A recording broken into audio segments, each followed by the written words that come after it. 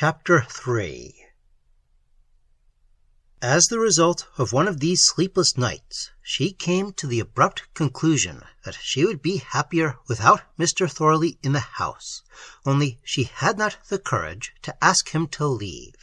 The truth was, she had not the courage to speak to him at all, much less to give him notice, however nicely. After much cogitation, she hit upon a plan that promised well. She sent him a carefully worded letter explaining that, owing to increased cost of living, she found herself compelled to raise his terms. The raise was more than considerable. It was unreasonable, but he paid what she demanded, sending down a check for 3 months in advance with his best compliments. The letter somehow made her tremble. It was at this stage she first became aware of the existence in her of other feelings than discomfort, uneasiness, and alarm. These other feelings, being in contradiction of her dread, were difficult to describe, but their result was plain. She did not really wish Mr. Thorley to go after all. His friendly compliments, his refusal of her hint, caused her a secret pleasure. It was not the check at the increased rate that pleased her. It was simply the fact that her lodger meant to stay. It might be supposed that some delayed sense of romance had been stirred in her, but this really was not the case at all. Her pleasure was due to another source, but a source uncommonly obscure and very strange. She feared him, feared his presence, above all, feared going into his room, while yet there was something about the mere idea of Mr. Thorley that entranced her. Another thing may as well be told at once. She herself faced it boldly. She would enter his dreaded room when he was out, and would deliberately linger there. There was an odd feeling in the room that gave her pleasure, and more than pleasure, happiness. Surrounded by the enigmas of his personality, by the lines and curves of white paper pinned upon her carpet, by the tangle of silken threads above her head, by the mysterious books, the more than mysterious diagrams in his drawer, yet all these, even the dark perplexity of the rejected mirror and the vanished objects, were forgotten in the curious sense of happiness she derived from merely sitting in his room. Her fear contained this other remarkable ingredient, an uncommon sense of joy, of liberty, of freedom. She felt exaltée. She could not explain it. She did not attempt to do so. She would go shaking and trembling into his room, and a few minutes later this sense of uncommon happiness, of release, almost of escape, she felt it, would steal over her as though in her dried-up, frozen soul spring had burst upon midwinter, as though something that crawled had suddenly most gloriously found wings. An indescribable exhilaration caught her. Under this influence, the dingy street turned somehow radiant, and the front door of her poor lodging-house opened upon blue seas, yellow sands, and mountains carpeted with flowers. Her whole life, painfully repressed and crushed down in the dull service of conventional non-entities, flashed into color, movement, and adventure. Nothing confined her. She was no longer limited.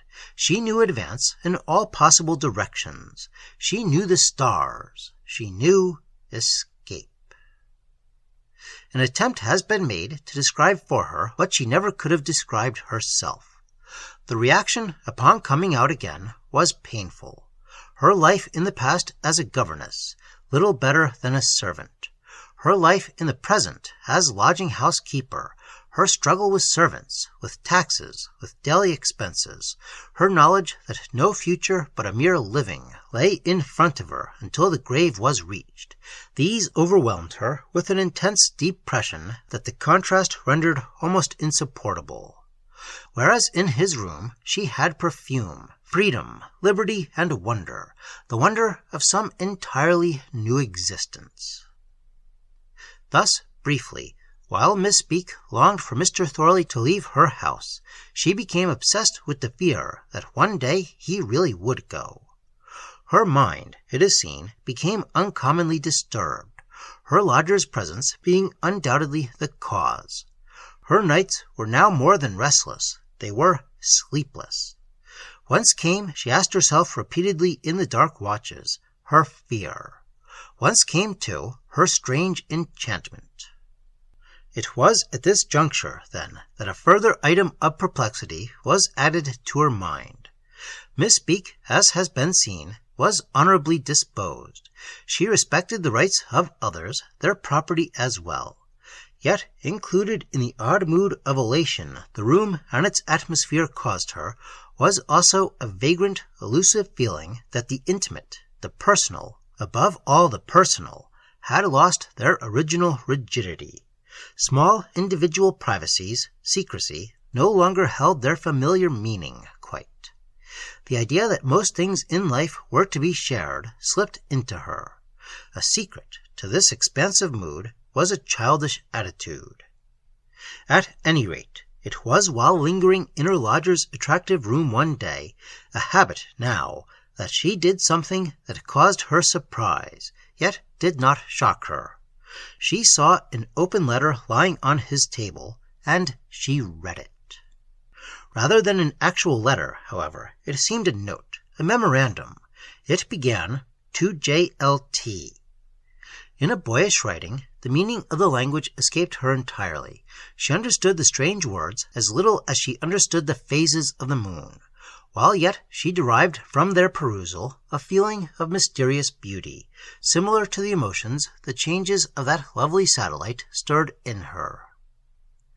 To J.L.T. I followed your instructions, though with intense effort and difficulty. I woke at 4 o'clock. About 10 minutes later, as you said might happen, I woke a second time.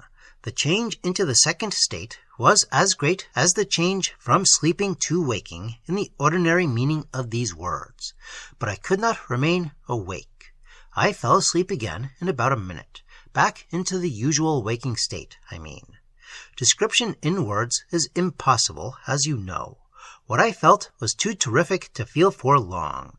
The new energy must presently have burned me up. It frightened me, as you warned me it would, and this fear, no doubt, was the cause of my falling asleep again so quickly. Cannot we arrange a call for help for similar occasions in future? G.P. Against this note, Mr. Thorley had written various strangest squiggles, higher mathematics, Miss Speke supposed. In the opposite margin, also in her lodger's writing, were these words: "We must agree on a word to use when frightened. Help or help me seems the best, to be uttered with the whole being." Mr. Thorley had added a few other notes. She read them without the faintest prick of conscience. Though she understood no single sentence, a thrill of deep delight ran through her. It amounts, of course, to a new direction, a direction at right angles to all we know, a new direction in oneself, a new direction in living. But it can, perhaps, be translated into mathematical terms by the intellect. This, however, only a simile at best, cannot be experienced that way. Actual experience possible only to changed consciousnesses, but good to become mathematically accustomed to it. The mathematical experiments are worth it. They induce the mind, at any rate, to dwell upon the new direction. This helps. Miss Speke laid down the letter exactly where she had found it. No shame was in her. G.P., she knew, meant Gerald Pikestaffe. He was one of her lodger's best pupils, the one in Belgrave Square. Her feeling of mysterious elation, as already mentioned, seemed above all such matters as small secrecies or petty personal privacies. She had read a private letter without remorse. One feeling only caused in her a certain commonplace emotion, the feeling that, while she read the letter, her lodger was present, watching her. He seemed close behind her, looking over her shoulder almost, observing her acts, her mood, her very thoughts, yet not objecting. He was aware, at any rate, of what she did. It was under these circumstances that she bethought herself of her old tenant, the retired clergyman on the top floor, and sought his aid. The consolation of talking to another would be something, yet when the interview began, all she could manage to say was that her mind was troubled and her heart not quite as it should be, and that she didn't know what to do about it at all. For the life of her, she could not find more definite words. To mention Mr. Thorley she found suddenly, utterly impossible. "Prayer," the old man interrupted her halfway. "Prayer, my dear lady, prayer, I find," he repeated smoothly, "is always the best course in all one's troubles and perplexities. Leave it to God. He knows, and in his good time he will answer." He advised her to read the Bible and Longfellow. She added Florence Barclay to the list and followed his advice. The books, however, comforted her very little. After some hesitation, she then tried her other tenant, but the banker stopped her even sooner than the clergyman had done. Macpherson was very prompt. "I can give you another 10 shillings, or maybe half a guinea," he said briskly. "Times are difficult, I know, but I can do no more. If that's sufficient, I shall be delighted to stay on." And with a nod and a quick smile that settled the matter then and there, he was through the door and down the steps on the way to his office. It was evident that Miss Speke must face her troubles alone, a fact, for the rest, life had already taught her. The loyal, courageous spirit in her accepted the situation. The alternate moods of happiness and depression, meanwhile, began to wear her out. "If only Mr. Thorley would go! If only Mr. Thorley will not go!" For some weeks now she had successfully avoided him. He made no requests nor complaints. His habits were as regular as sunrise, his payments likewise. Not even the servant mentioned him. He became a shadow in the house. Then, with the advent of summer-time, he came home, as it were, an hour earlier than usual. He invariably worked from 5:30 to 7:30, when he went out for his dinner. Tea he always had at a pupil's house. It was a light evening, caused by the advance of the clock, and Miss Speke, mending her underwear at the window, suddenly perceived his figure coming down the street. She watched, fascinated, of two instincts, to hide herself, or to wait there and catch his eye. She obeyed the latter. She had not seen him for several weeks, and a deep thrill of happiness ran through her. His walk was peculiar, she noticed at once. He did not walk in a straight line. His tall, thin outline flowed down the pavement in long sweeping curves, yet quite steadily. He was not drunk. He came nearer. He was not 20 feet away. At 10 feet she saw his face clearly, and received a shock. It was worn and thin and wasted, but a light of happiness, of something more than happiness, indeed, shone in it. He reached the area railings. He looked up. His face seemed ablaze. Their eyes met, his with no start of recognition, hers with the steady stare of wonder. She ran into the passage, and before Mr. Thorley had time to use his latchkey, she had opened the door for him herself. Little she knew, as she stood there trembling, that she stood also upon the threshold of an amazing adventure. Face to face with him, her presence of mind deserted her.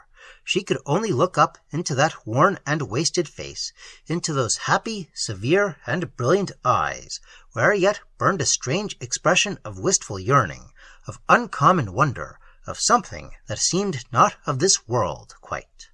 Such an expression she had never seen before upon any human countenance. Its light dazzled her. There was uncommon fire in the eyes. It enthralled her. The same instant, as she stood there gazing at him without a single word, either of welcome or enquiry, it flashed across her that he needed something from her. He needed help, her help. It was a far-fetched notion, she was well aware, but it came to her irresistibly. The conviction was close to her, closer than her skin. It was this knowledge, doubtless, that enabled her to hear without resentment the strange words he at once made use of. "Ah, I thank you. Miss Speke, I thank you." The thin lips parting in a smile, the shining eyes lit with an emotion of more than ordinary welcome. "You cannot know what a relief it is to me to see you. You are so sound, so wholesome, so ordinary, so, forgive me, I beg, so commonplace." He was gone past her and upstairs into his sitting-room. She heard the key turn softly. She was aware that she had not shut the front door. She did so, then went back trembling, happy, frightened, into her own room. She had a curious rushing feeling, both frightful and bewildering, that the room did not contain her. She was still sitting there 2 hours later when she heard Mr. Thorley's step come down the stairs and leave the house. She was still sitting there when she heard him return, open the door with his key, and go up to his sitting-room. The interval might have been 2 minutes or 2 weeks, instead of 2 hours merely, and all this time she had the wondrous sensation that the room did not contain her. The walls and ceilings did not shut her in. She was out of the room. Escape had come very close to her. She was out of the house, out of herself as well.